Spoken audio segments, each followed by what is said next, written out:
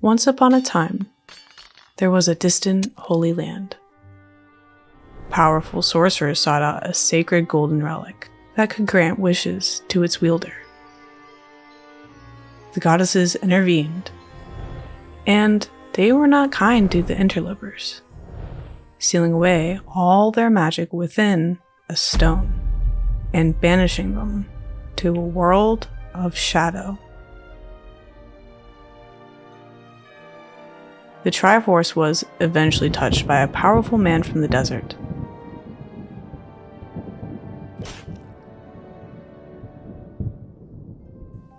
This man named Ganondorf is granted a power imbued with malice to bring darkness into this world. Settle down, tuck in, and dream of a land called Hyrule.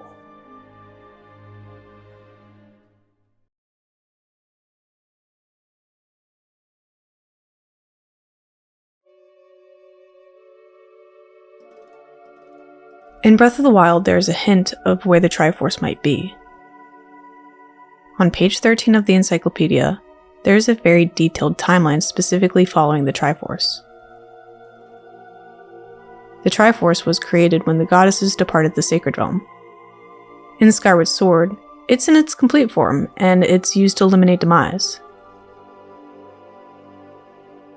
The Interloper War was a conflict over the Triforce, which resulted in the Sacred Realm being sealed.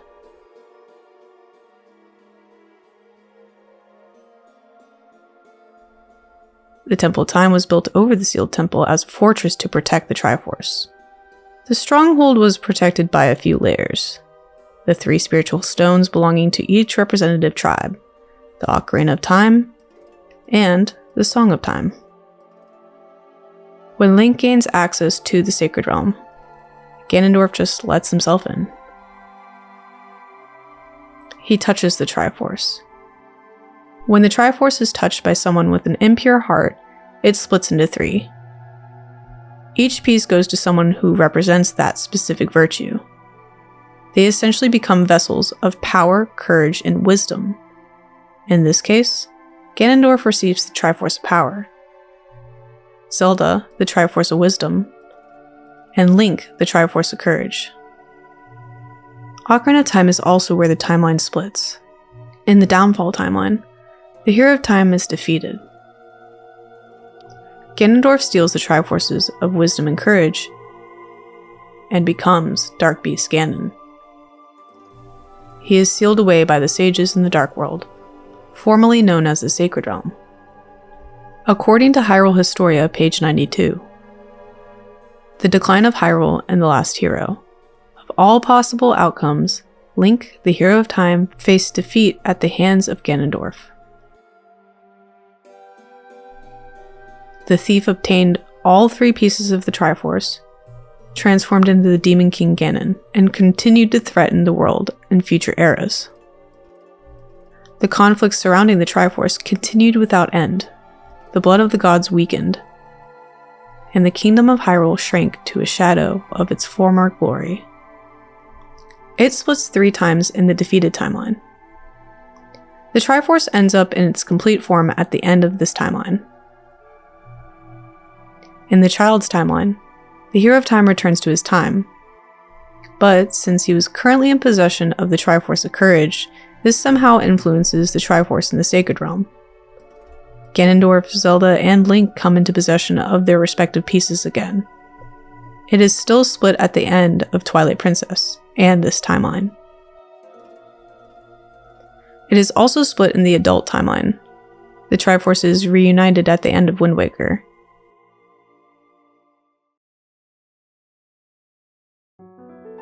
Finally, in Breath of the Wild, the only reference to the Triforce comes from page 388 of Creating a Champion. Quote, "The Triforce itself is said to contain the power of the goddesses, but that cannot be confirmed since the only verifiable power tied to the Triforce in this era was the light that appeared from Princess Zelda's right hand. Unfortunately, nothing more is known regarding the Triforce."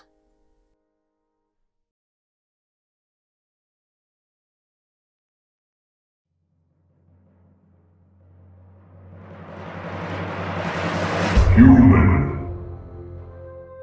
You're pretty strong for a human to surpass me. That was splendid, but remember, this is not the end. My hatred, the demon tribe's curse, it draws an endless cycle of death and rebirth till the end of time, forever. Do not forget, this will happen again.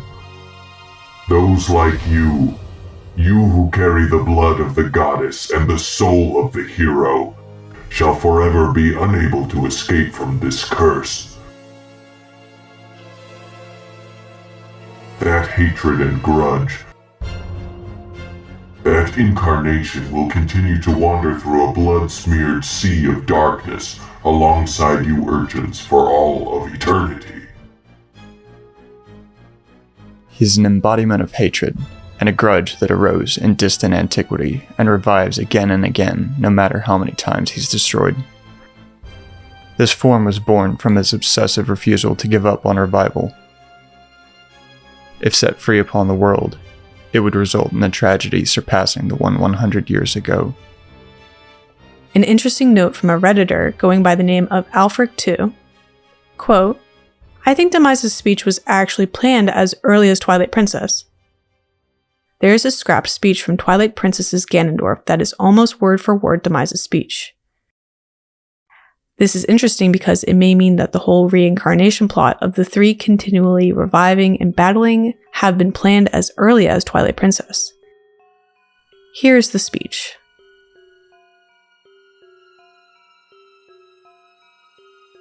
When one who holds the chosen power appears, necessarily one to accomplish the antithesis of that will be born.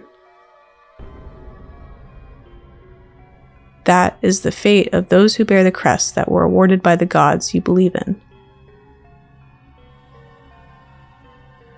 Whenever those bearing the crest appear in this world, an age of bloodshed will come, as often as need be. Do not think everything ends with this. Think of this as the beginning of a blood-smeared history of light and darkness. To me, this is really interesting, but consider the fact that this is cut content. It may have been cut because this is not the developer's intention. Who is Ganondorf? Ganondorf is another character who appears in Ocarina of Time, Twilight Princess, and The Wind Waker. He is an incarnation of the Demon King Demise's hatred, and as such, he's generally depicted as a very spiteful and powerful man. For 400 years, a pair of twin witches called Twin Roba have ruled the tribe from behind the scenes. He was raised by Kume and TotK, who worship Ganondorf as the Demon King. In the name of the Gerudo, he committed dark acts. Ganondorf tested the limits of the Triforce of power, resulting in his alter ego beast form, Ganon, resembling a giant boar. Quote, his rare ability to use magic made Ganondorf a powerful thief. Ganondorf is the only male member of the Gerudo tribe, and in Breath of the Wild he was nowhere to be seen. Normally, it's tradition there is a male Gerudo born every 100 years. But in Breath of the Wild, Ganondorf has completely faded into legend. But what happened to him? In order for Zelda to receive her sealing powers, she must go through multiple ceremonies, rituals, and communions across the series. She is a reincarnation of Hylia. Consider this. Ganondorf may need to go through his own spiritual awakenings to tap into his magical abilities. It's something that I have considered but have never deeply explored. He has been trained by TotK and Kume. He may have years of spiritual training, as he is a strong sorcerer, which made him a powerful thief. His ability to use magic is described as rare, according to page 20 of the encyclopedia. One possible explanation is that Ganondorf is Demise reincarnated, as described in Demise's speech. His ultimate goal? a world of darkness. This is confirmed by Zant's speech in the Twilight Palace throne room, stating, "And so, my god has but one desire: to make light and shadow as one, darkness."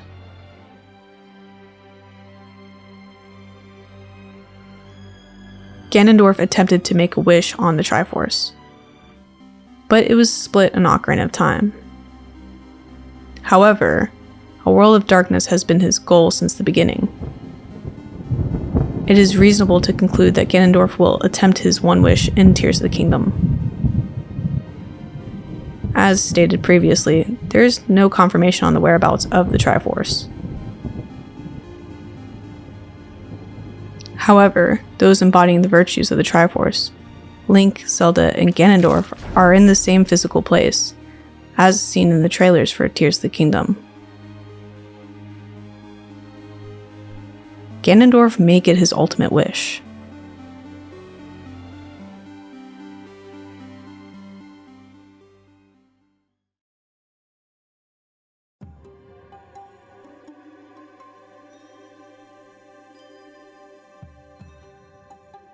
Malice is a reoccurring poisonous substance. Officially, it has been in Breath of the Wild and Tears of the Kingdom. However, I believe that there are even earlier forms of malice. I have touched on this subject before, but I have come to new conclusions involving malice. When Din made the earth, I believe that she made evil things as part of the earth. Evil is a natural part of life. And there's really no mention of how Demise came into being except that he and his horde of demons broke through a fissure in the earth. If the goddesses created everything, they must have created Demise.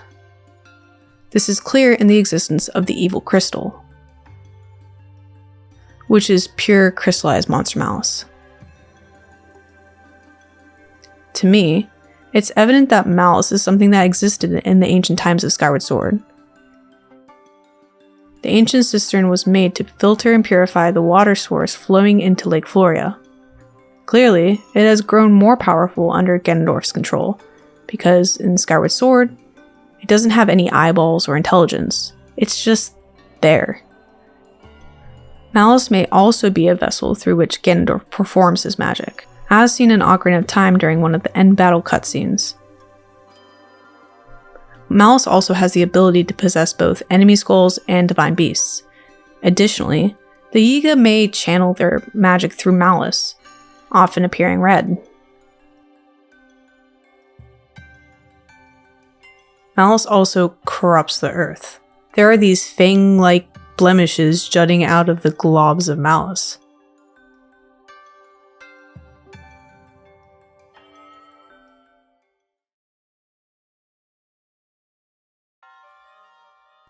The Sheikah tribe have served the royal family of Hyrule since the Age of Creation. The traditions of Hyrule and its leaders are passed down and protected by the Sheikah. The Sheikah tribe are a mixed bag of warriors, sorcerers, and scientists that are servants to the royal family of Hyrule. They excel in mobility and jumping, use magic, and specialize in hand-to-hand combat. Through a variety of research, they create unique tools for their tribe. The existence of the Sheikah is typically a secret to all but members of the royal family, and those close to them. The tribe best fulfills their duty when acting in secret, as the shadows of Hyrule. Kakariko Village was founded by the Sheikah, who will do nearly anything to protect the royal family. Quote, "All the people in this village are born to serve the royal family of Hyrule." The Japanese translation gives us more information. Quote, "It is law that all the people of the village serve the Hyrulean royal family." For the people of Kakariko Village, it is not a choice to serve, but it is law to serve the royal family. If a person was to resist, I'm sure the royal family can figure something out. To gain entrance to the royal family tomb, Link must play Zelda's lullaby. This action sends a lightning bolt down, breaking open the family tomb.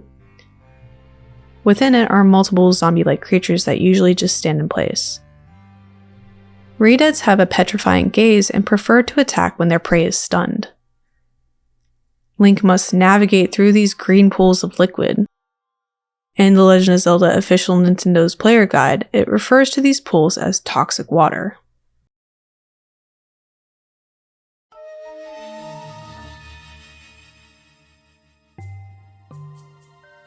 The Seven Sages appear as a motif, appearing across several games in the Zelda series. They've been represented in many different ways. In Ocarina of Time, each of the sages was a different race. In other games, they've been represented as odd, glowing spirits, or sometimes just maidens. In Breath of the Wild, the Seven Sages are nowhere to be seen. At least, that's how it might seem at first. If you do a little snooping around in Gerudo Valley, you'll find traces of them, lost to time. It's believed that people once came from around the world in search of the heroine's blessing. Each heroine had a different power: skill, spirit, endurance, knowledge, flight, motion, and gentleness. They're known as the Seven Heroines. Each heroine is adorned with a different symbol, and while we don't learn much about them, there seem to be some dark secrets around their lost history. According to the Gerudo researcher Rotana, the Seven Heroines were divine protectors of Gerudo, said to each have a different special power. However, when talking to Bozai outside of Gerudo City, we learned that there was an eighth heroine, purposefully erased from history. One of the more interesting things I found when researching this area was the designs on the walls around the heroines matching the designs on the walls from the royal family tomb.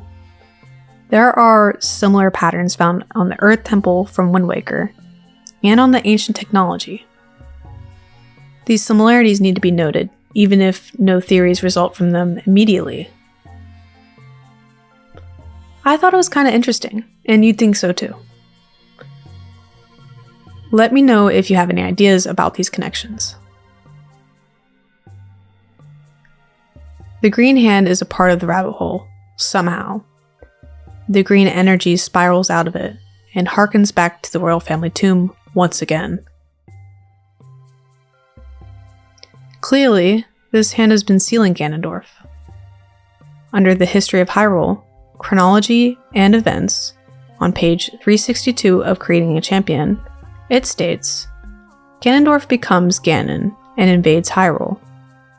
Ganon is sealed.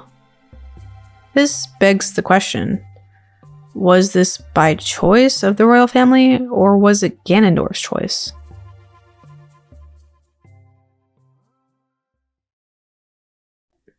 It is important to take a note here and remind each of you watching, this channel is about heavily speculating. There may not be much evidence. A lot of this is going on gut instinct of what the developers are trying to convey through the subtext of these carefully crafted games. With that said, let's get to speculating.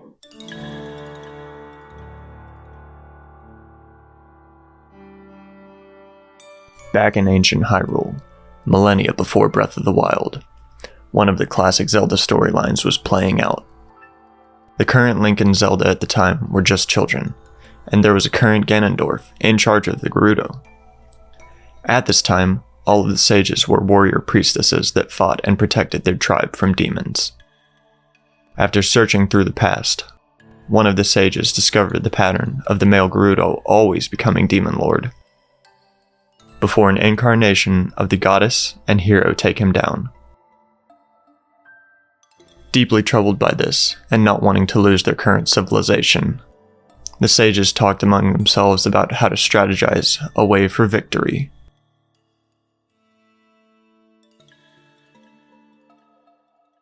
The eighth heroine put forth a plan. Why wait for the goddess and hero to grow old? We can defeat him early if we act now.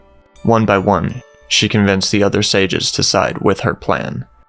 And after all were in agreement, they constructed a trap for the Gerudo king and lured him deep underground.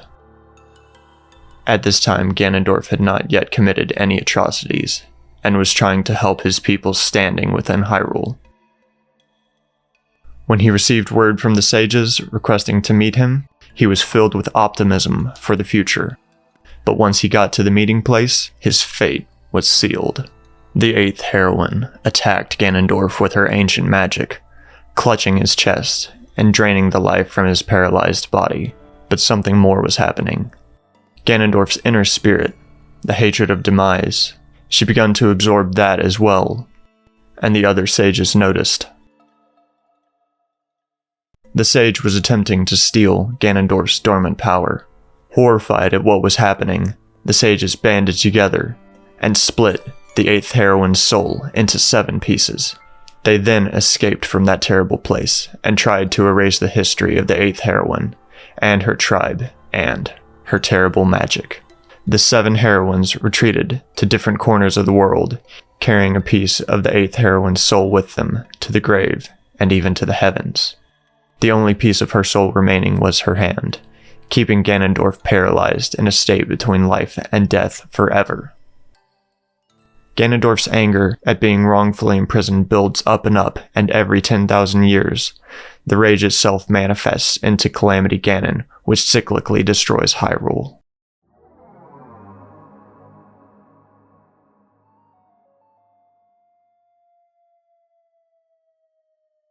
Present-day Link and Zelda search for answers to prevent any future instances of Calamity Ganon from destroying Hyrule. They discover Mummy Ganon in a cave with the hand of the 8th heroine holding him in place. I theorized that Ganon didn't wrestle free of his restraints, but that it was actually the 8th heroine who let go of him. Ganondorf instantly pulled 3 big brain moves, destroying the Master Sword, separating Link and Zelda, and attempting to kill Link. A crippled Link is about to die when he is saved by the hand of the 8th heroine, who merges with him, and together they escape the clutches of Ganondorf. I think the plot of Tears of the Kingdom will be the 8th heroine's hand guiding Link to the 7 heroines' burial sites, which will be this game's version of dungeons, in order to regain the lost pieces of her soul. But after Link gets all the pieces of the 8th heroine's soul and defeats Ganondorf, the 8th heroine reveals herself as the true final boss.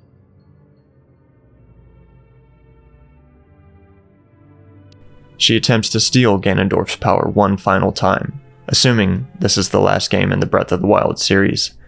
This probably ends with Link and Zelda defeating the 8th heroine and laying Ganondorf to rest peacefully. The cycle of Calamity Ganon ceased forever. The cycle of hatred over at last.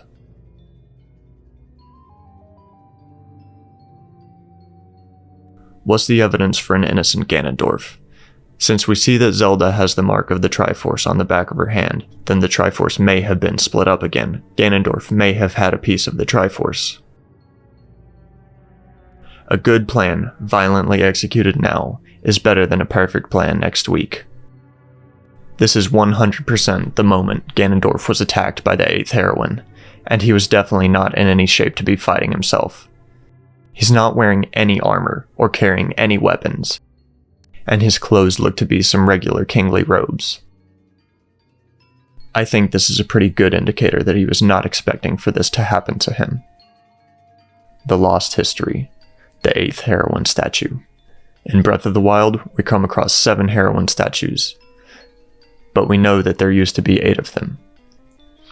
The 8th one is hidden far away from the rest, with pieces of it scattered around. Perhaps it was moved using magic, or maybe they never finished its construction.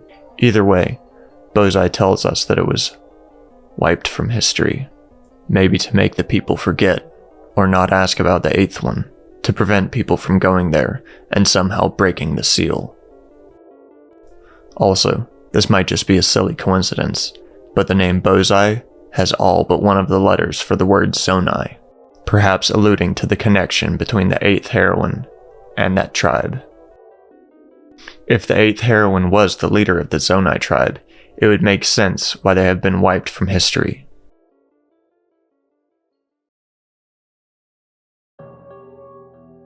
Keep in mind that in Breath of the Wild, the Calamity Ganon cycle has been said to be something that has happened over and over every 10,000 years.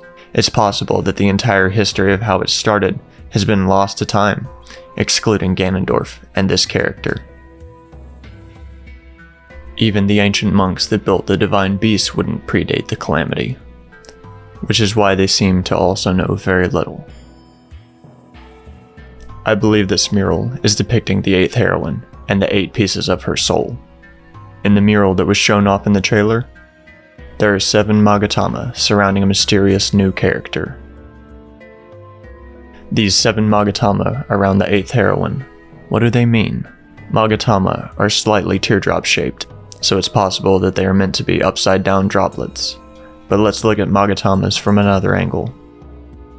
The magatama are commonly believed to represent the vitality of the human spirit. I think that it fits pretty well with these being pieces of the 8th heroine's soul. When looking at magatamas, many other Zelda games come to mind. The Amber and Sacred Relics in Skyward Sword. The Amber Relic item description reads, quote, "A beautiful, amber-colored ornament. They can be used to make item upgrades." There are Tears of Light which are, quote, "the source of the Spirit of Light's power in Twilight Princess. In Spirit Tracks, Tears of Light are used to defeat armored trains. Tears of Din, Nehru, and Farord that Link must collect as trials. Sacred Tears, gathered in the Sacred Realm during the final trial undertaken in Skyloft. The Moon's Tear, a tear from the eye of the moon. It falls to the earth when Link peers at the clock tower from the Astral Observatory. There are other instances of magatama across the Zelda universe, and many of these magatamas have also been represented as tears. These will be very important to Tears of the Kingdom. They are, after all, in the title of the game. I think these tears will be scattered in different ancient temples and burial spots for each of the heroines. Piece together the tale of what really started the Great Calamity and what role they had in it.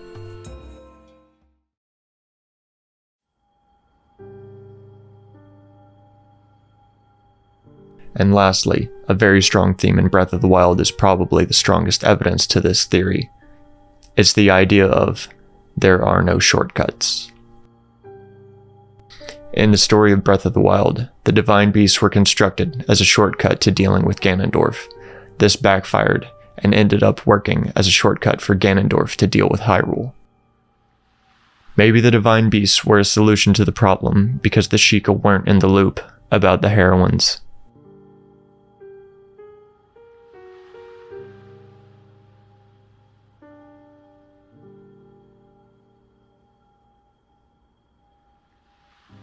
Not many people may have known about this ritual to indefinitely seal Ganondorf. This took place long before the construction of the Sheikah towers and shrines. King Rome tried to pressure Zelda into completing her spiritual training as quickly as possible. And this backfired with her ending up not being able to express herself, which locked her spiritual progression, until it was much too late. If Link beelines to Ganon as fast as he can without doing the other game content, he'll still have to face all the main bosses in the game. At the end of the game, Link and Zelda haven't really fixed anything, and are back at square one in terms of dealing with Ganon. All those technological advancements were for nothing, and 10,000 years later, Ganon is going to return to destroy the world they created together. I think this theme hits really well if the heroines attempted to seal Ganondorf prematurely, which created the cycle in the first place. The Hand will be an antagonist, playing against Link. Link will think it's his buddy until the end. The Hand will trick Link and touch the Triforce first.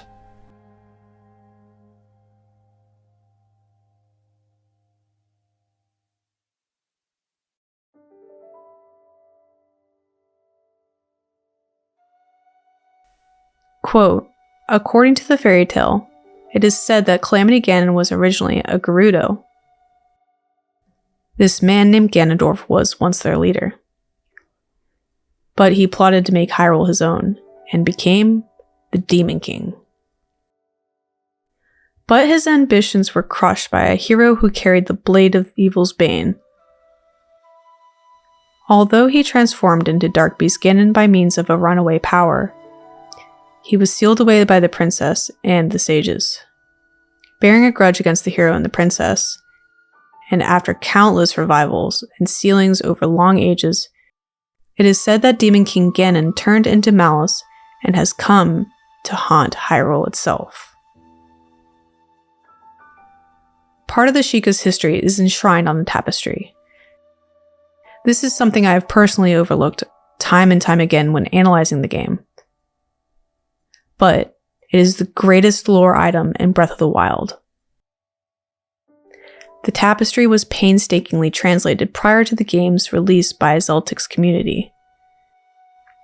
And I'll have a link to it in the description if you're interested.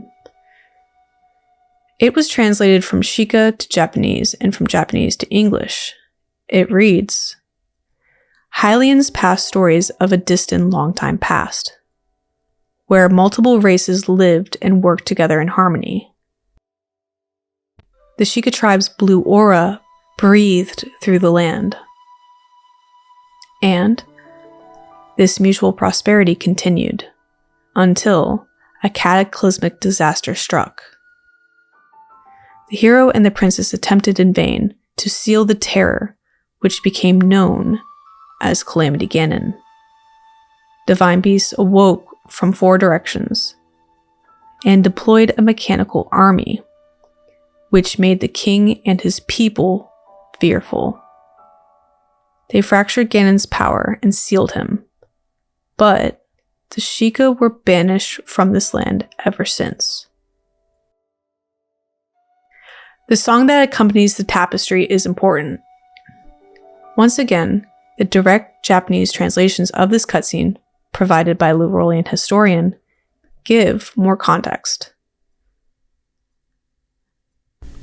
Since ancient times, the Kingdom of Hyrule has prospered, but its history is also a history of battles against a certain someone. That one brought calamity, and has resurrected despite being destroyed many times.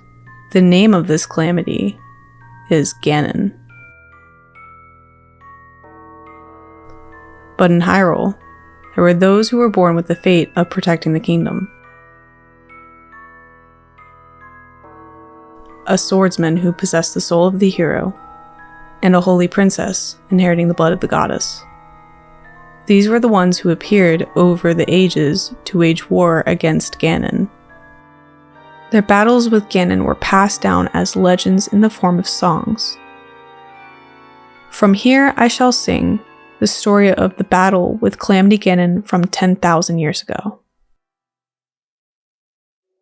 The ancient kingdom of Hyrule. It was once a time of brilliant prosperity where civilization and skill was welcomed. Already their adversaries, those detestable monsters, posed no threat. Through strenuous effort, the ancient people used their skill to develop a new power, all for the sake of assisting the hero and the princess who would oppose Calamity Ganon. That new power the people created, these machines that would become the driving force to seal away the calamity. 4 gigantic beasts, built in the likeness of animals. These were named the Divine Beasts. Free-willed machines who gathered hordes to attack. These were named the Guardians. 4 citizens who possess exceptional powers were chosen to pilot the Divine Beasts.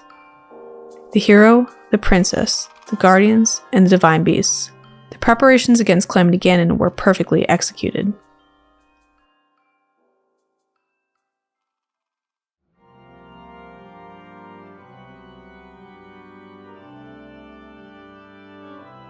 And when Calamity Ganon resurrected, the battle this time became one's worst nightmare.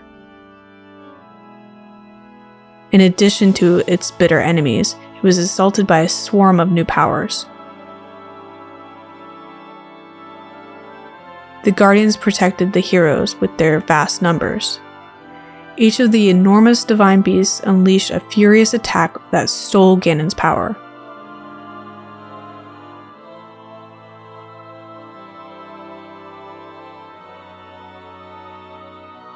With the Blade of Evil's Bane, the ancient hero delivered the finishing blow, and with the holy powers she inherited, the princess sealed Ganon. So, this song recites the tale of the ancient battle with Calamity Ganon that occurred 10,000 years ago. This whole tapestry holds a lot of interesting details. Let's start at the center and move outward. The Triforce appears to be present, as the backs of the hands of the princess and the hero are glowing. It could also be glowing on the back of Ganondorf's hand. There is some evidence to support this. The same event happens in Ocarina of Time and the Wind Waker. When the three pieces of the Triforce are split because the person who touched it wasn't pure of heart, and the people possessing those virtues meet, it reunites the Triforce. In the tapestry, the Triforce is present. This gives an indication as to the last known whereabouts of the Triforce being about 10,000 years ago. Another thing that's really peculiar about the tapestry is the hero's appearance. He appears to be radiating a bluish-greenish energy. The sword in his hand, to me, doesn't appear like the Master Sword. The curved lines crossing over each other remind me of the Fierce Deity Sword, but there's definitely no evidence to support that claim. It just kind of reminds me of the Fierce Deity Sword. You know what I mean? Another hole in this theory is that in the Japanese version, the sword is called the Blade of Evil's Bane. Link also has red hair, which is odd. This could be related to the ZONAI armor, but it's anybody's call. Moving outward on the tapestry, there are many guardians coming to Link's aid, and I mean a ton of guardians. One of the things that always came across as really peculiar to me was how quickly the royal family became fearful of the Sheikah. Why would they turn so quickly and banish them from using technology? Kakariko Village is a testament to their willingness to submit to the royal family. However, you would think that the royal family would be grateful for the weapons the Sheikah made. Under the description of this part of the tapestry, it reads, quote, "On the far left are the citizens of Hyrule, behind the king of Hyrule, who is ordering his soldiers to pursue the fleeing Sheikah." There is no mention anywhere as to why they're being pursued. This part is just left out of the story. Or is it? The pilots of the Divine Beasts always came across as extremely odd. Their bodies do not look human, or Sheikah, or anything for that matter. In creating a champion, the only description provided reads, "The 4 champions of the Divine Beasts. Their names and their races are unknown."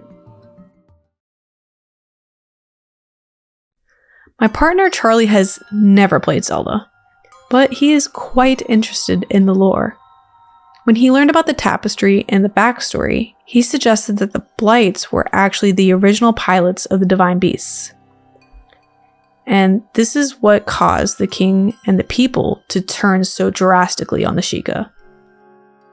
He explained that the Divine Beast would need some kind of power source, and theoretically could run on soul energy, providing mobility to the Divine Beasts. There may be some truth to this as well. The Divine Beasts are powered by souls of the previous pilots, when they are alive and deceased. Though, this idea is directly contradicted by 2 things. First, the translation for blight is curse. Future Moxie here. Doesn't a curse need to be, like, have something to be cast upon? Like, a curse could theoretically still work with this idea. Because if they are curses... Does that make sense? Anyway, Continue. And in the direct translation for the song, the pilots are referred to as citizens. The champions and the King of Hyrule have this green energy surrounding them. They are like Poes, restless souls of the dead. They had a purpose to fulfill and cannot be at peace, which I have discussed in a previous video.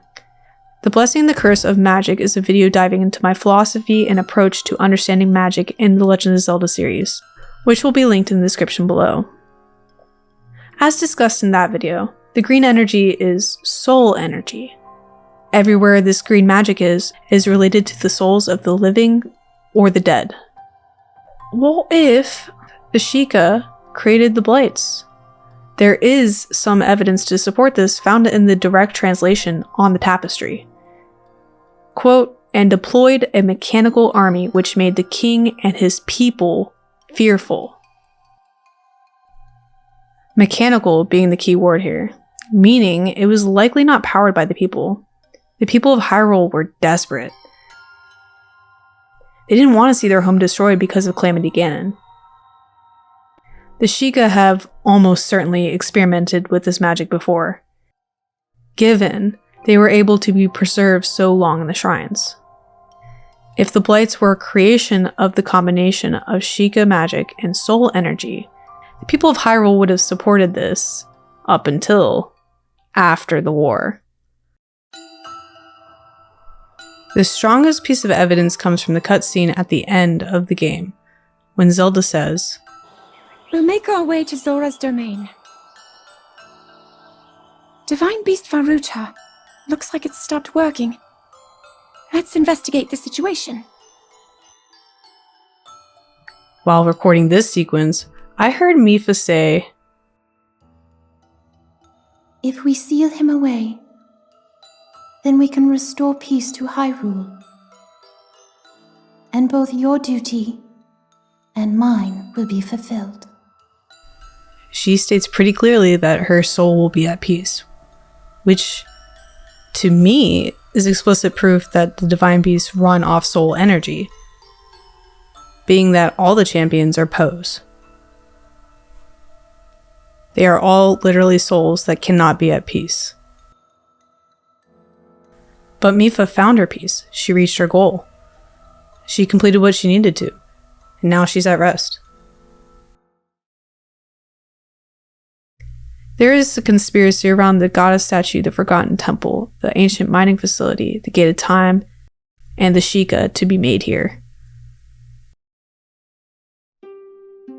I have gone over all these ideas in various videos on my channel, so consider going on a binge of all these crackpot theories. Each theory builds on the next. Okay, for one, at the end of Skyward Sword, where does the activated Gate of Time go? Presumably, Impa establishes control of this very powerful tool. All that equipment, machinery, and technology didn't just disappear from existence. They were buried. While creating a champion describes the Sheikah retreating into their devotion for the goddess Hylia, I just get the feeling there might be more to this. It appears that the Forgotten Temple could extend deeper past these walls, considering when standing against the edge of the statue, the building goes a little further. I think she's hiding something. And I think the Sheikah are in on the secret. Behind her could be the Gate of Time, kept secret after all these ages, preserved in the place that was forgotten. Perhaps this is what some of the Sheikah were retreating to. They seem to mysteriously vanish and reappear throughout history. Even the encyclopedia acknowledges this, stating, quote, "At certain points in history, encountering a Sheikah is a rare thing. Awfully interesting considering the last place the Gate of Time is known to be is in the possession of Impa, a prominent leader of the Sheikah tribe. I think the Sheikah have been using the Gate of Time on behalf of the royal family. They likely have a lot of requirements, guidelines, and rules related to its use." Laurean historians suggested in a Tumblr post, quote, "This may not have been the first time that the tribe has divided due to its differing ideals and motives. The ancestors of the Twilight race, who were banished into the shadowy world of the Twilight for their part in the ancient war for the Sacred Realm, have many similarities with the Sheikah tribe, including their use of technology fueled by magic, and the incorporation of the eye crest on the throne, their ancestral magic relic known as the Fused Shadow, and the murals throughout the Twilight Palace. So I ask you now, how deep does the rabbit hole really go? Nehru, goddess of wisdom, created the laws of the world. Wisdom is a theme associated with and represented by the color blue. Breath of the Wild is a game that represents wisdom. To make it through the shrines and the divine beasts, you must be clever. Some of the puzzles in the shrines really had me stumped. I may have had to look up one or two. You're presented with an object and you have to get it to another location. You're given a few elements and you must cross an expanse. There are even mazes which you can outsmart. Some would take me hours to figure out. Even thought-provoking spectacles such as the Seven Heroines with the 8th hidden one. Breath of the Wild forces you to think. Use your mind to overcome different obstacles. Another thing to mention, the shrines turn blue upon completion. The Sheikah technology is saturated with blue. To start up the laboratories, you must light the blue flames. Even the hero set given to you is blue. It matches along with the other champions, the Sheikah and the royal family. That blue is a symbol of the royal family. One that has been passed down for countless generations. Or, in other words, those that make the laws of the land. The developers intended to consciously or unconsciously associate blue with the story. Blue is Breath of the Wild's motif. This is not the only time we've seen blue represented in the series. In Skyward Sword, time shift stones were mined at Lanayru Gorge and transported to Lanayru mining facility according to one of the ancient robots. It is clear based on the level design and the archaeological information that these stones had been mined for many years. Hylia ordered these to be mined to set her plan in motion. The Gates of Time were constructed of many cubes of time shift stones, which can be used to create a portal that sends Link back in time. The Master Sword could potentially be crafted partially from this material. As an Ocarina of Time, it is used to unlock the Sacred Realm, but also used to accelerate or reverse time for Link. In addition, the Ocarina of Time is used to open the door to the Temple of Time. According to the Ocarina's in-game item description, this is the royal family's hidden treasure which Zelda left behind. It glows with a mystical light. And, on page 86 of Hyrule Historia, its blue-white radiance brings to mind the time shift stones found in the eras of antiquity, which helps solidify but not necessarily prove the time shift stones as a concentrated magical blue material which can be used to manipulate time. That's not the only thing this energy can manipulate. Wind Waker features the Tower of the Gods. Link uses the servants of the tower to complete the level. Link faces Godon at the end of the task to be worthy of the Master Sword. They are both controlled by the blue energy. The Sacred Grove statue puzzle in Twilight Princess lights up with the same color blue. Completing this puzzle gives Link access to the Temple of Time. The Temple of Time deserves its own theory, and you can expect one from me very soon. Blessing the Goddess Sword in Nehru's Flame upgrades the sword's dowsing ability. In context of the game, it's kind of boring and it really just helped finish the level. I need you to guide my sword. Please. Guide my sword. When speaking with my partner about it though, he brought up that it's a precognitive ability. I, being the scholar that I am, had to look up exactly what that means. It's foreknowledge of an event, especially of a paranormal kind. He said, "You're literally holding out a sword like, 'Alright sword, where do we go?' And it tells you." Which, honestly, good point. The sword has an ability that exceeds Link's wisdom, showing him what cannot be seen immediately with the eye. Kind of reminds me of the lens of truth.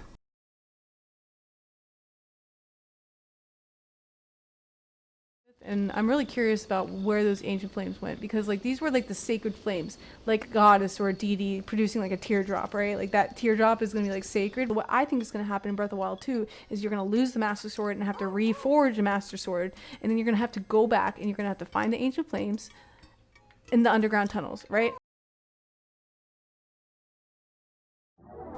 Farore, goddess of courage, created those who would uphold such laws. Courage is associated with and represented by the color green. Tears of the Kingdom is a game that represents courage. There are many new exciting game mechanics, which many of you know. Nintendo filed patents on December 15, 2021, featuring combat in the air and moving through terrain. The second trailer teased a new flamethrower weapon and an ability with his new hand, hinting that there will probably be more uses. With Elden Ring's success, I imagine the game being more combat heavy. This game, Link will be fighting at every turn. There may not be many peaceful places left in Hyrule, but there's one problem. The Bane of Evil's blade, the Master Sword, is damaged badly. There may be some process of restoration involved. The Master Sword was forged using the sacred flames that may still be lurking somewhere around Hyrule. There could be trials designed by the goddesses to access the sacred flames. In a video by Wolfslink's Shadow that will be linked down in the description below, he speculates that the trailer for Tears of the Kingdom references a sound from the sacred realm.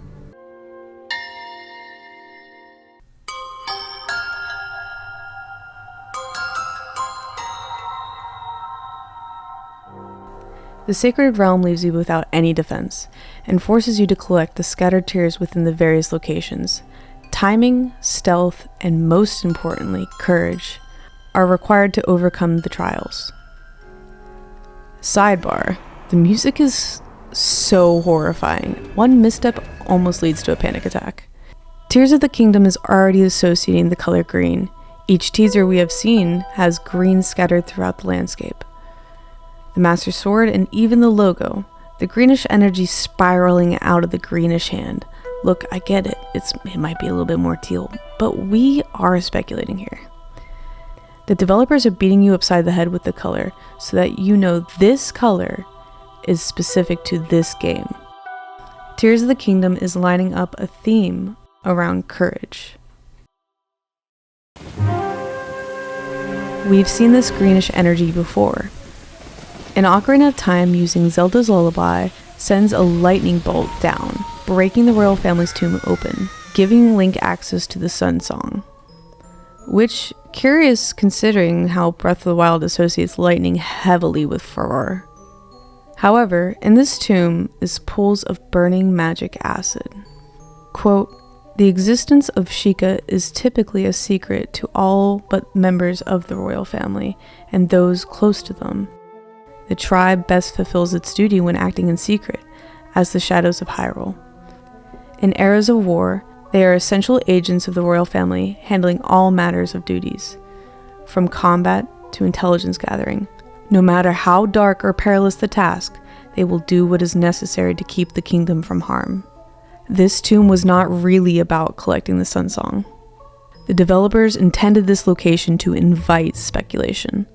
The Sheikah were experimenting with this green energy. Something went horribly wrong, clearly because there are redeads wandering around. To ensure the magic was never discovered, they locked it behind a gravestone that could only be broken with the royal family's secret passcode, which somehow activates lightning. That must be some crazy, powerful magic. Not to mention, in the Ocarina of Time 3DS remake, the texture of the energy was changed to match almost perfectly with the new energy in the Tears of the Kingdom trailer. The Interlopers were a group of powerful magic wielders that tried to seize the power of the Triforce. They were banished from Hyrule and sent behind the Mirror of Twilight as prisoners.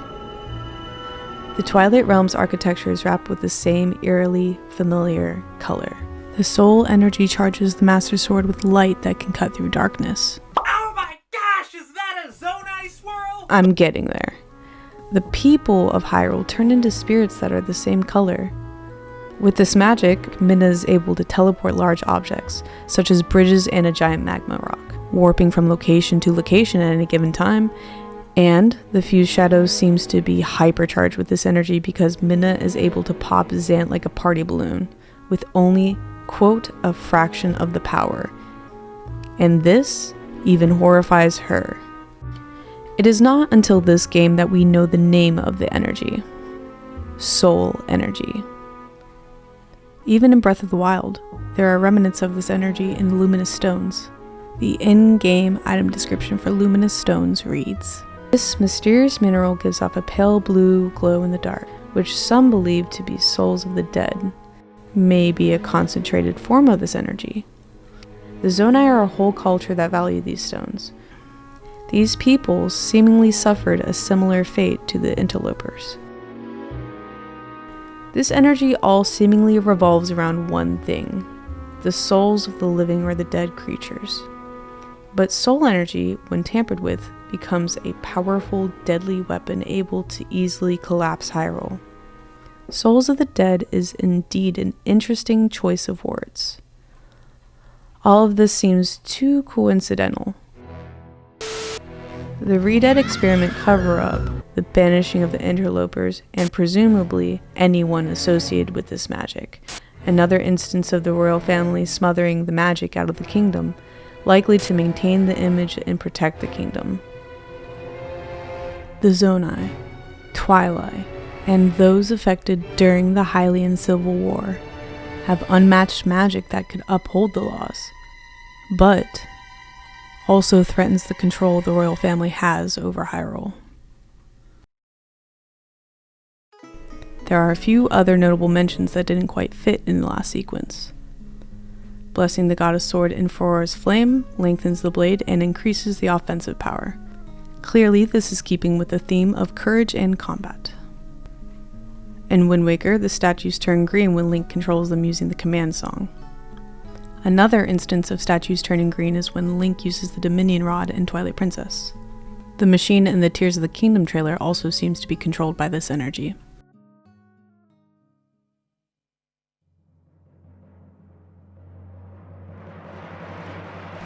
Din created the earth.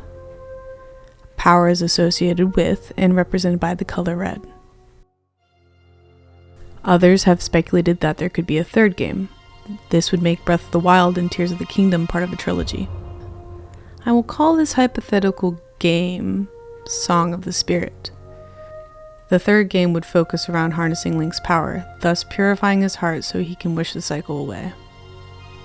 It could possibly be focusing the story around what makes the cycle, if we don't already learn that from Tears of the Kingdom. Is there a red energy represented throughout Hyrule? You know it. You've seen it. Malice.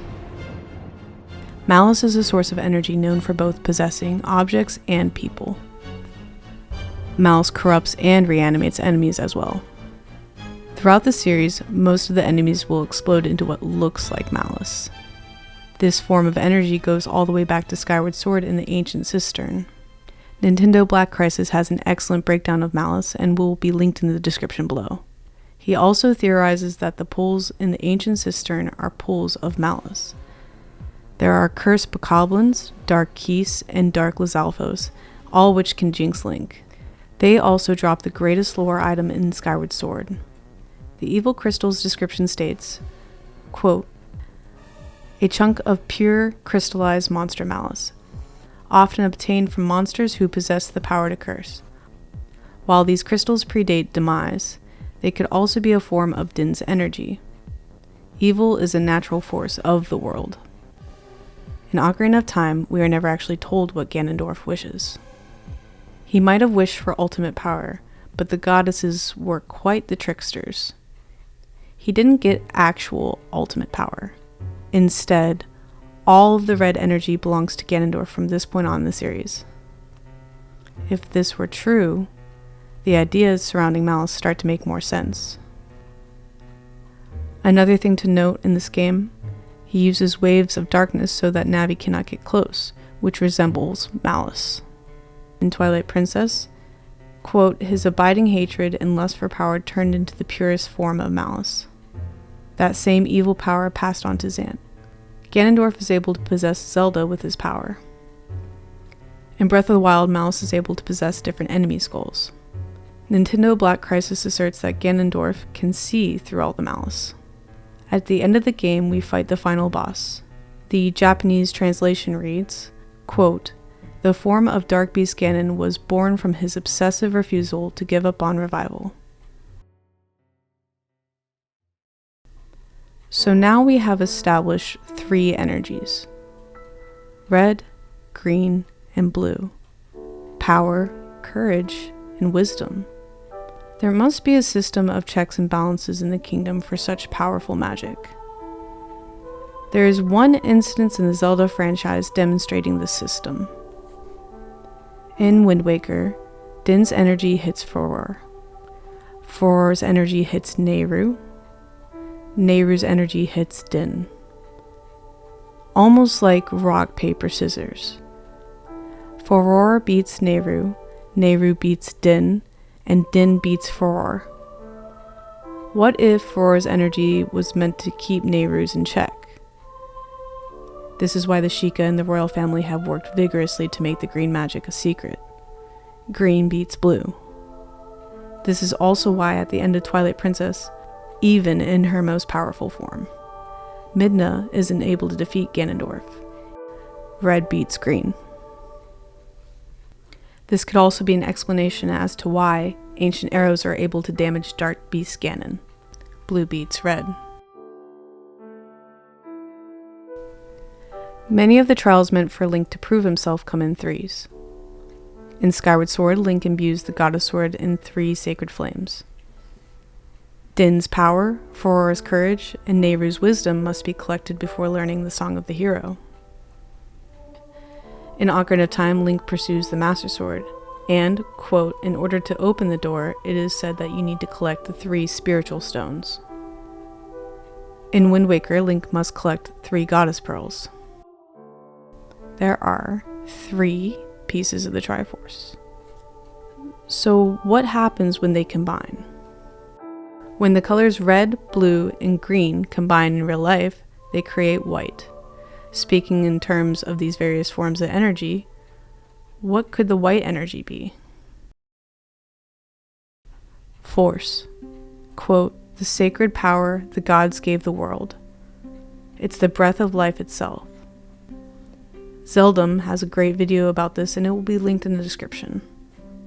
The light force is defined as, quote, "A source of infinite power from the heavens that holds the enormous power of the force, which originally dwelled in all things." Quote, "Imbued with the immense sacred power of the force, the goddess sword was transformed into the master sword. The 3 spiritual stones unlock the door of time. The 3 pearls unlock the tower of the gods. All of these quests are for the master sword. The 3 songs unlock the Song of the Hero, which gives Link access to the Triforce. So the Triforce is the force of the 3 goddesses combined. With this, a person who touches it can make a wish. Zelda is the reincarnation of Goddess Hylia. The sacred or sealing power we have seen Zelda use is Force energy. Force is light itself, and is the most powerful of all the energies.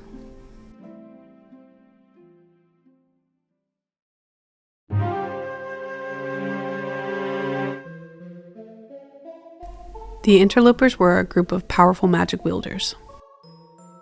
They attempted to establish control over the sacred realm. The goddesses ordered the light spirits to banish the Interlopers. Arbiter's Grounds is where the banishment took place. Quote, "The Gerudo have left the kingdom of Hyrule after losing their leader Ganondorf. Within the desert now stands an execution ground governed by the kingdom." Something that is not well established in the Zelda canon is the hierarchy of power. According to a post from a now deleted Reddit account, the order could go something like this. The Golden Goddesses would be the highest power. Hylia would come next. Then, the dragons, the 4 giants, and the light spirits, important officials reporting to both Hylia and the goddesses directly. The sages would be the next level. The titty chickens should be considered in the hierarchy as the architects of the goddesses, making physical structures by their order. I imagine the goddesses can make orders at any level. There is evidence of this considering the goddesses directly ordered the light spirits to intervene. The goddesses also gave the sages a direct order to guard the Mirror of Twilight since ancient times.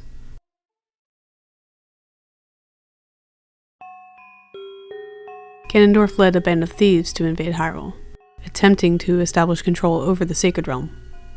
This could be interpreted to mean Ganondorf led the Interlopers in the pursuit of the Triforce.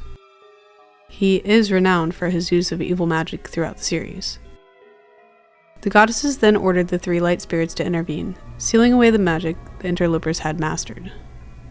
The goddesses forbade the Twili from returning to the world of light. Ganondorf was brought to face justice, but by some cruel stroke of luck, he was saved by Din's power. Quote, "By some divine prank, he too had been blessed with the chosen power of the gods.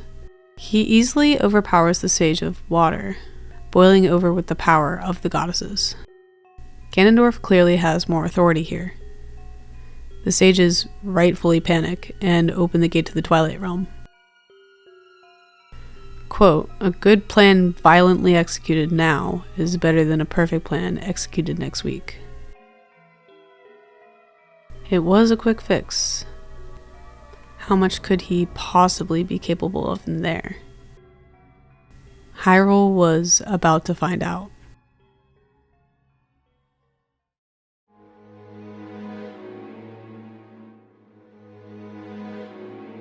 A very sad Twilight pouts about not getting their throne, crying out to the gods with seemingly no answer. But then, he hears something. Maybe his prayers have been answered. And they were. Quote, "I was denied the power befitting our ruler. It was then, in the thrall of hatred and despair, that I turned my eyes to the heavens and found a god. Zant was given access to the Triforce of power, which gave him authority over the light spirits. In a Zelda dungeon forum, Jin asserts, with this unfathomable power, Zant has the freedom to enter the light world, because he has no authority to stop him. He was able to shatter the Mirror of Twilight into 4 shards, but not break the mirror. How was Zant able to travel to the light world? It is never shown in game or confirmed in Hyrule Historia or the Encyclopedia. Midna is able to make portals at the end of dungeons. They just teleport back to the entrance. There are portals all over Hyrule where the Twilight Beasts must be defeated to convert the portals. This allows Midna to take advantage of the portals that are already made to be able to warp throughout Hyrule. This is likely because Zant made these portals in order to wreak havoc on Hyrule. These were his entrances into the light world.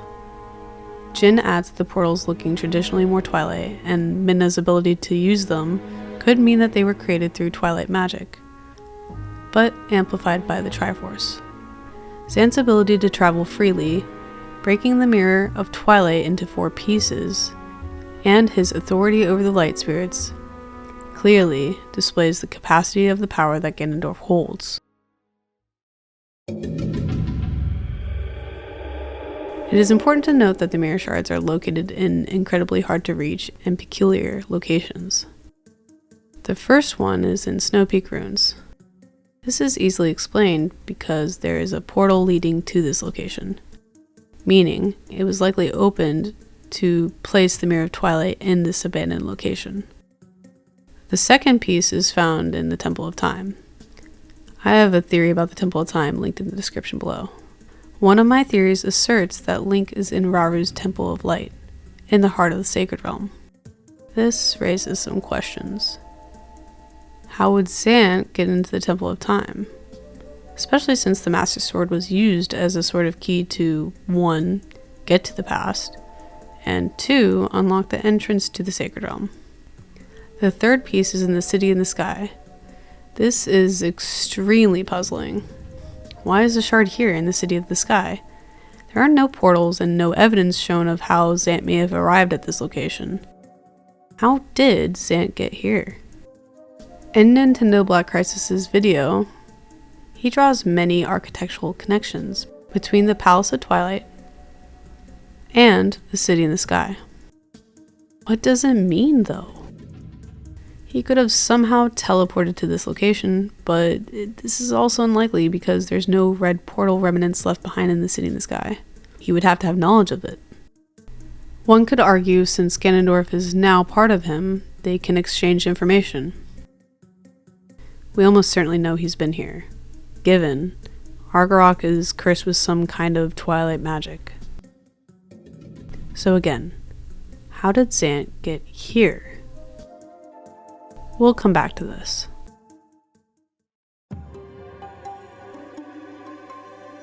Quote, though the goddesses forbade us to return to the world of light, they left one link between light and darkness. Two serpents appear on the back of the mirror of Twilight. On a lot of the artwork, there are two serpent-like carvings on the doors in the logo. There is a Triforce engraved on it as well. The heads of the serpents are facing outward, as if guarding the Triforce. While I was in Okinawa years ago, I kept seeing two dogs or lions at the entrance of almost everywhere I went. They were at the end of driveways, in restaurants, and almost every storefront or place of business. Little statues would be placed above doorways. They are called Shisa. They are a very common and distinctive trait of the culture of Okinawa Islands, according to Kenpai Japan's website. One closed-mouthed female is supposed to keep the good spirits in, and one open-mouthed male is supposed to scare the evil spirits away. This is something worth mentioning as it could be a way for the ZONAI to denote locations in Hyrule for keeping in good spirits or scaring away bad spirits.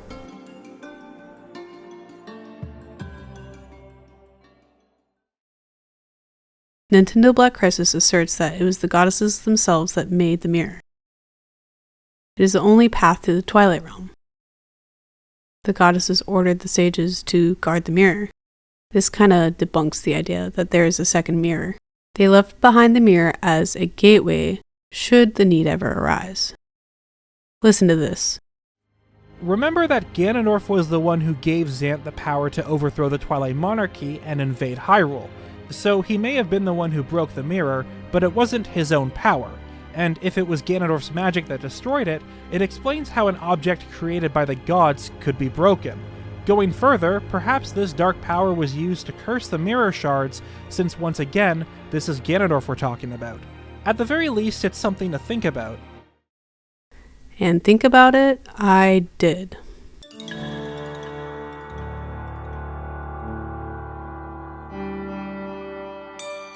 In my theory about magic in Hyrule, I propose that Ganondorf wished for ultimate power, and that all the red energy belongs to him from this point on in the series. If Ganondorf has ultimate power, this explains so much. It explains how he gave Zant the power to shatter the mirror made by the goddesses. It gives him the freedom to travel back in time, enter the Sacred Realm, and get to the City in the Sky without a portal. Ultimate power. Zant can do whatever he wants, and he does.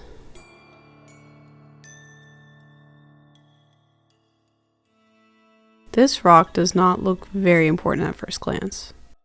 When the Mirror of Twilight shines on it, a white design illuminates the stone. This is reminiscent of the Gate of Time for a few reasons. When activating the Gate of Time, it lights up white. This is because Link uses the Force stored within the Master Sword. One of the conclusions I came to was that Force is light itself, and is the most powerful of all the energies. This energy is what gives Link the power to deliver the Skyward Strike, and is also one of the things that makes the Master Sword so powerful. If the mirror was made by all three goddesses, Then, the gate to the Twilight realm would run on Force energy. The second reason why the Mirror of Twilight is reminiscent of the Gate of Time is the way the portals look when activated. They both are receding tunnels composed of layered circles. They both bear a Triforce at the center of the portal. While they are obviously very different, both are divine in nature. Everything with association to the goddesses is fueled by force. Since Zelda is highly reincarnated, it would make sense that the royal family had a hand in constructing Arbiter's grounds around this mirror. Nintendo Black Crisis' idea of the mirror being moved later cannot be discounted. With the help of the Oka, this place was likely constructed for courtroom proceedings.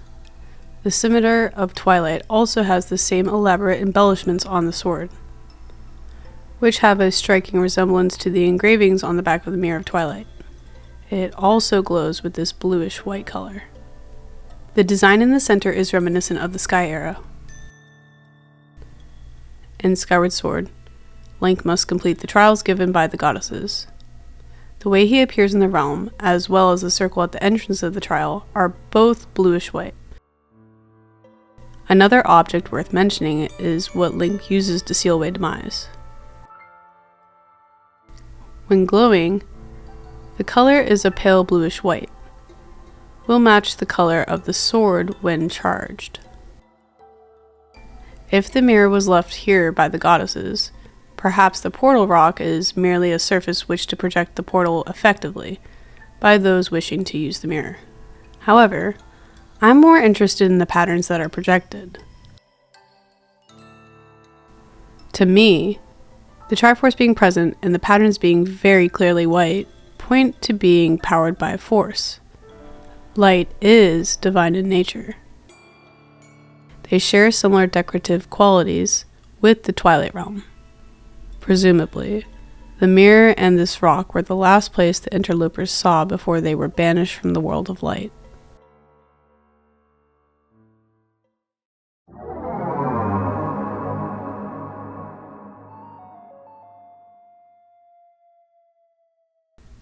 The Twilight Realm is a domain of shadows inhabited by the descendants of Interlopers, who were banished for trying to establish control over the Sacred Realm.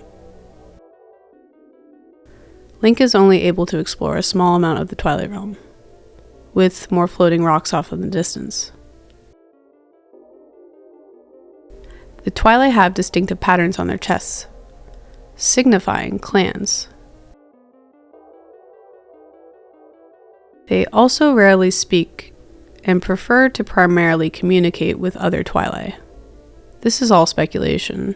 However, I imagine the Palace of Twilight being either a place of worship or a capital building where the Twilight convene.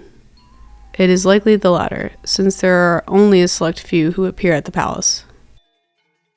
Quote, though they lost their most powerful magic abilities, the Twilight still possess some magical power, and the strongest of them can even teleport. The clan leaders likely have the ability to teleport to the palace, to participate in council meetings. There is evidence to support this as well, given Zant was not chosen to rule the realm, and Midna was. This was likely by the vote of a council, but the idea that a monarch decides cannot be dismissed either. Quote, they maintain a monarchy much like those in Hyrule, and their leaders are those generally with the strongest magical power. Their strongest leader is chosen, and the fused shadow is passed down to them. Quote, the ancient magic of the Twilight is sealed within the magic stone known as the fused shadow. After it is divided by the light spirits, 3 pieces are placed under the care of Pharaon, Eldon, and Lineru. Together, the pieces take the shape of a face and grant extraordinary power. This magic is dangerous, and the sorcerers wielding it nearly succeeded in their efforts to establish dominion over the Sacred Realm. All the soul energy has been smothered out of Hyrule out of fear. The collective magic of the Twilight sealed in one place. The Twilight culture was likely framed around a yearning for the light world and acceptance of where they're at. I speculate much of their architecture and design is based on what they remember from the Mirror Chamber, as this is a significant event for the formation of their entire culture. The crest of the Twilight also seems to look like a symbol for the mirror. This supports the claim that their culture is built around their shared trauma. The Twilight are trapped behind a one-way door that only opens to seal away more people. It's a sad but peaceful existence. Zant's plight seems more reasonable given the understanding of the history of his ancestors. Allowing the Twilight back into the light world could be a risk, as they may have a grudge against their captors. It is possible that there is a second mirror. There are so few other possibilities. If the Oga had a hand in constructing Arbiter's grounds, and possibly the Mirror of Twilight, then they could have made more than one. There is evidence of this in Four Swords Adventures. This takes place in the same timeline. Quote, "Long ago, a dark tribe invaded Hyrule. They were defeated and imprisoned within the mirror. The tribe's mirror prison was then secreted away, hidden in the forest temple to sever its connection to the world." Sounds too coincidental, and way too familiar. This place is literally in the clouds.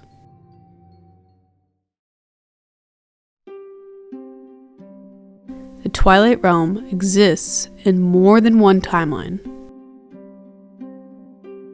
The Interloper War takes place after the events of Skyward Sword and before Minish Cap. This is an absolute fact.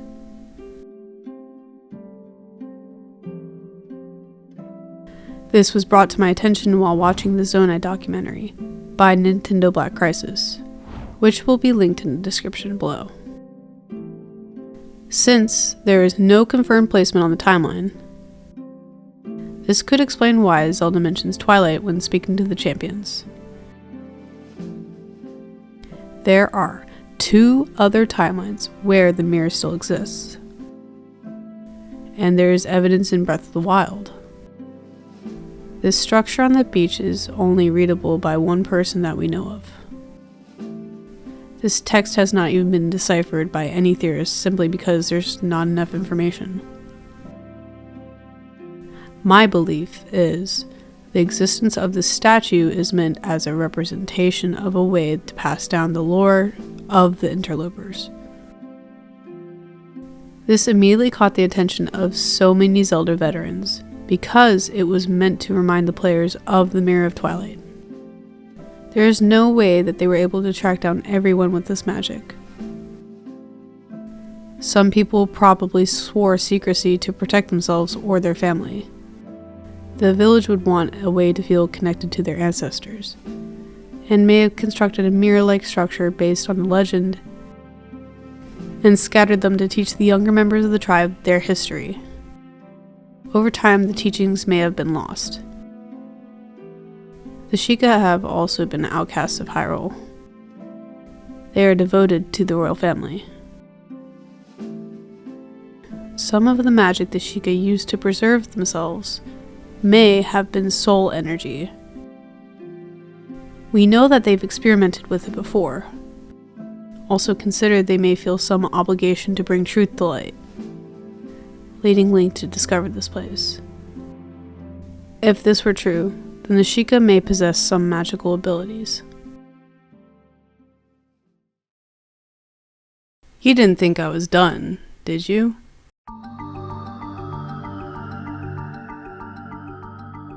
There is evidence of an alliance that exists between these tribes. The Sheikah eye is a prominent symbol for the Sheikah tribe. It appears in some puzzling locations. It is on the back of the fused shadow. It is displayed proudly in the throne room of the Twilight Realm.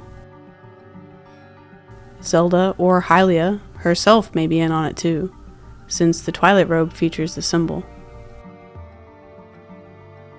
The Twilight could have assisted with the construction of the mirror, as the Scimitar of Twilight and the throne room all have these snakes, clearly hinting at a connection. Though, as Nintendo Black Crisis points out, the Twilight have nothing to gain from making the very thing that they're imprisoned by. It is possible the Twilight assisted in the construction of the Gate of Time, though. The only possible evidence for this claim is the green energy in the Gate of Time. Or so I thought. Upon recording this cutscene, Charlie, my partner, spotted this on Midna's royal garments. Does that bitch have the Gate of Time on her dress? The Gate of Time. Hidden in plain sight. All of this green energy is connected somehow. I know it. This rabbit hole goes so deep.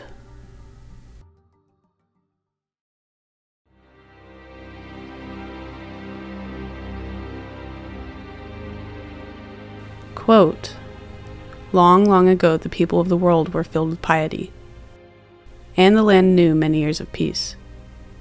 Before long, however, conflict began to arise in the sacred realm, called Hyrule. People began to appear that were proficient with magic, and they attempted to control the sacred realm with their powers. The gods dispatched 4 light spirits who sealed the usurper's magic into the fused shadows. Then, they banished the offenders to the Twilight realm using the Mirror of Twilight, so that way they could never be able to return to the light world. The sacred realm is called Hyrule because at the end of Skyward Sword, the Triforce exists in this reality. Where did the Triforce come from? It came from the sacred realm. The sacred realm is literally wherever the Triforce exists. And this is where Rauru would return the Triforce later, sometime prior to the events of Ocarina of Time. I previously believed the Silent Realm and the Sacred Realm to be the same place, given their visual similarities. These people who appeared who were proficient with magic may have appeared from the Silent Realm.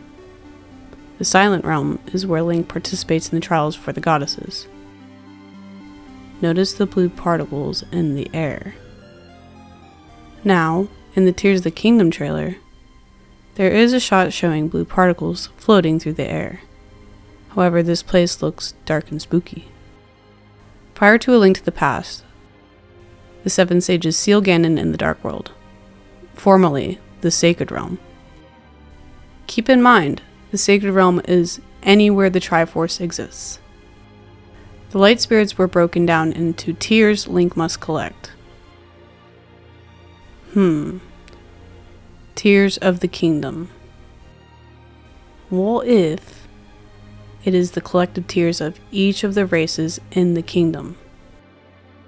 These are what Link must collect, there being 8 of them: Korok, Rito, Zora, Gorons, Hylians, Gerudo, Sheikah, and the ZONAI, being the final tier. Tears of the Kingdom. The entire kingdom. Quote, Ganondorf was sent to the Twilight Realm.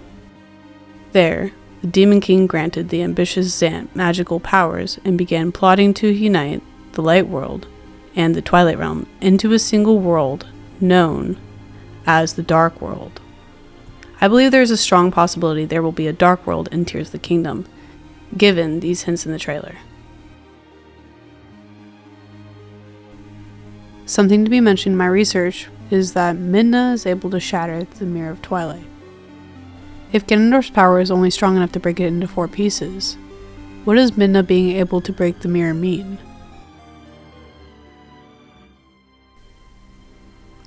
I could be wrong about all of this. There could be truth in some, if not all of this evidence. Who really knows? These are all legends anyway, right? That means the lore is all up for grabs. Loosen up out there. I might get some details wrong. I have a lot of people helping me do my research. Looking at you, Javier. I only say these things to encourage our community and our many other favorite creators to really speculate. Together, this rabbit hole could go a whole lot deeper.